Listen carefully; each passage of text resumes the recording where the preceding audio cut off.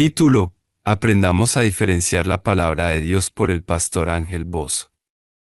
Ayúdanos a bendecir a más personas suscribiéndote, dándole like, pulsando la campanita, comentando y compartiendo el video. Bendiciones, soy el pastor Ángel Bozo, venezolano, y te invito a que nos acompañes en este recorrido para aprender a estudiar y diferenciar correctamente la palabra de Dios. Este estudio tiene como bases teóricas o basadas en las enseñanzas del pastor Kenneth Hagin, Charles Capps, E.W. Kenyon, entre otros grandes hombres de Dios. Hoy hablaremos de algo clave para la vida cristiana: saber quién habla, a quién se le habla y cuál es el contexto histórico de lo que leemos en la Biblia. Esto es fundamental para no confundir la ley con el Evangelio. Número 1. Debemos identificar quién habla.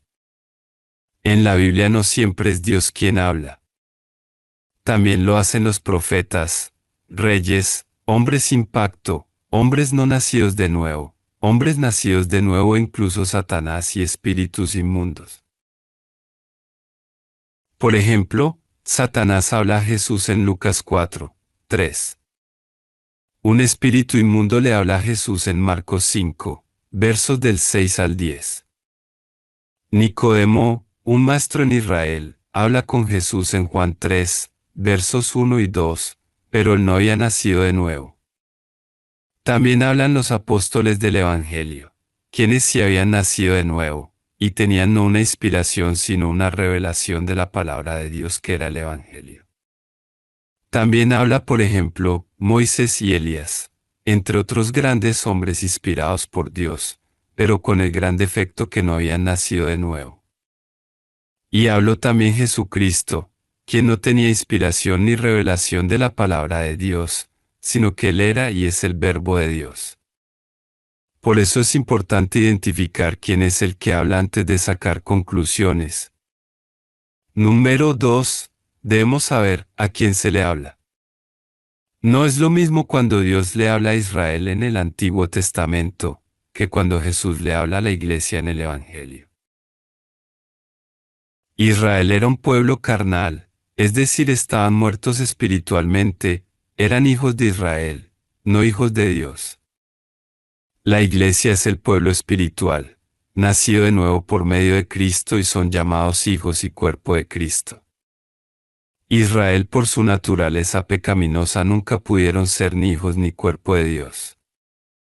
Por eso, no podemos aplicar el antiguo pacto como si fuera evangelio, porque fueron dirigidos a receptores distintos, la ley a un pueblo carnal y el evangelio a un pueblo espiritual. Número 3. Hay que analizar el contexto histórico.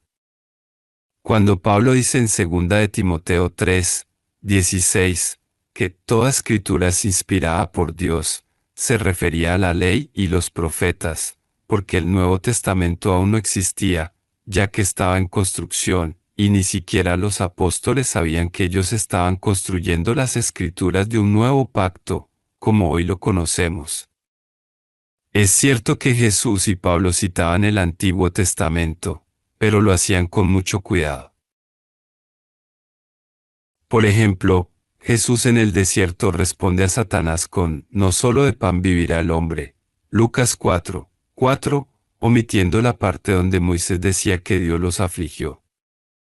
Jesús revelaba la verdadera intención de Dios, mientras que Moisés y los profetas hablaban según su cosmovisión, sin haber nacido de nuevo.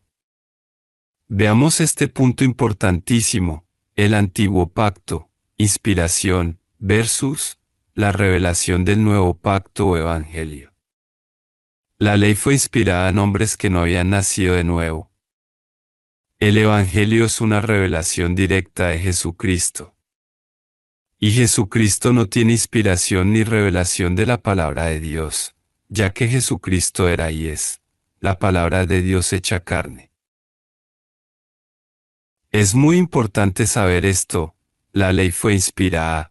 La palabra inspiración significa un soplo de Dios.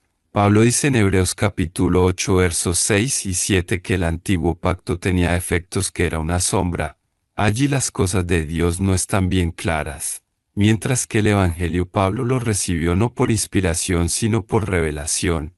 La palabra revelación significa ver las cosas tal cual como son. Es más que una inspiración. Gálatas capítulo 1 versos 11 y 12. Ahora Marcos capítulo 1 verso 1 dice, que el Evangelio pertenece o lo trajo a este mundo el mismo Jesucristo, y también en Marcos capítulo 1 versos 14 al 15, Marcos revela que Jesús vino predicando el Evangelio del reino y mandando a creer en el Evangelio. Es importante también señalar, que en la visión que tuvo Pedro en Mateo capítulo 17 versos 4 y 5, donde ve a Jesucristo hablando con Moisés que representa la ley y Elías que representa a los profetas de la ley. La dirección y la palabra que Dios que le responde a Pedro es la siguiente: Jesucristo es mi Hijo amado a Eloi. No le dice que oiga a Moisés ni a los profetas, sino que le dice que al que deben oír es a Jesucristo quien traía un nuevo mensaje para su iglesia. Esto es el Evangelio. Pablo lo explica en Gálatas 1, del 11 al 12, el Evangelio que él predicaba no lo recibió de hombre alguno, sino por revelación directa de Jesucristo.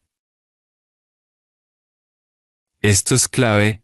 La inspiración es apenas un soplo o una idea de algo que Dios quería dar a saber a un pueblo que no podía entender a plenitud a Dios, así como el Evangelio nos lo revela hoy, ya que ese antiguo pueblo estaba muerto espiritualmente, pero la revelación es cuando ves las cosas tal como son, y el Evangelio lo trajo el mismo Dios encarnado en Jesucristo.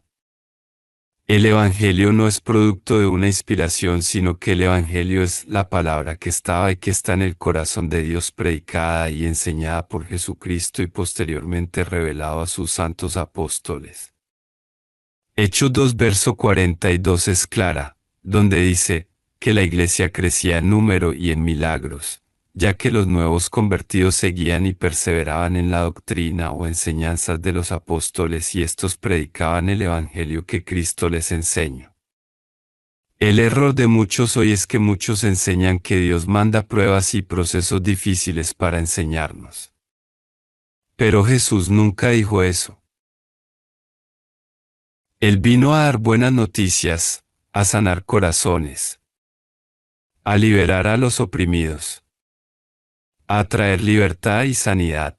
Lucas 4, versos 18 y 19. Si crees, verás la gloria de Dios.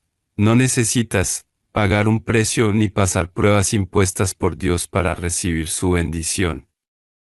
El precio ya lo pagó Jesús. La Biblia expone muchas leyes espirituales, pero aquí solo haremos referencia de dos de ellas.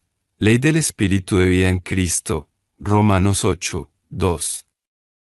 Y la ley del pecado y la muerte. Si obedeces a Dios y crees en su Evangelio, activa la ley de vida. Pero si practicas el pecado, activa la ley de muerte, que trae enfermedad, pobreza y problemas. ¿Por qué sufrimos? Este mundo está bajo el maligno. Primera de Juan 5, 19. Satanás es el causante del mal, no Dios. Jesús dijo en Juan 10, 10, que el ladrón vino a matar y destruir, pero él vino a darnos vida en abundancia. El Evangelio es el poder de Dios. El Evangelio es el único poder de Dios para salvar y solucionar todos tus problemas aquí en la tierra. Romanos 1, 16. Ya que la palabra salvación viene del griego soteira, que significa la salvación de todos los problemas. No confundas el antiguo pacto con el nuevo. La ley fue un pacto con defectos, Hebreos 8, 7, una sombra de lo que vendría. Pero el Evangelio es el mejor pacto, con mejores promesas. Cierro con esto: si quieres conocer el corazón de Dios, estudia el Evangelio. La ley enseña justicia, misericordia y fe, pero el Evangelio te da el poder para vivirlo. Jesús es el Evangelio, el reino de Dios aquí en la tierra. En el cielo no hay enfermedad ni pobreza, y el Evangelio trae esa misma vida a la tierra. Pero por supuesto todo esto es por fe en el Evangelio de Cristo. Mano blanca indicando hacia la derecha. Te invito a seguir profundizando en estos temas en mi canal de YouTube, Family Visión CB. Suscríbete si no los has hecho y si te gustó este video dale like y compártelo. Que Dios te continúe bendiciendo. Jesús es el Evangelio, el reino de Dios aquí en la tierra. En el cielo no hay enfermedad ni pobreza, y el Evangelio trae esa misma vida a la tierra. Pero por supuesto todo esto es por fe en el Evangelio de Cristo. Te invito a seguir profundizando en estos temas en mi canal de YouTube, Family Visión CB. Suscríbete si no los has hecho y si te gustó este video dale like y compártelo. Que Dios te continúe bendiciendo.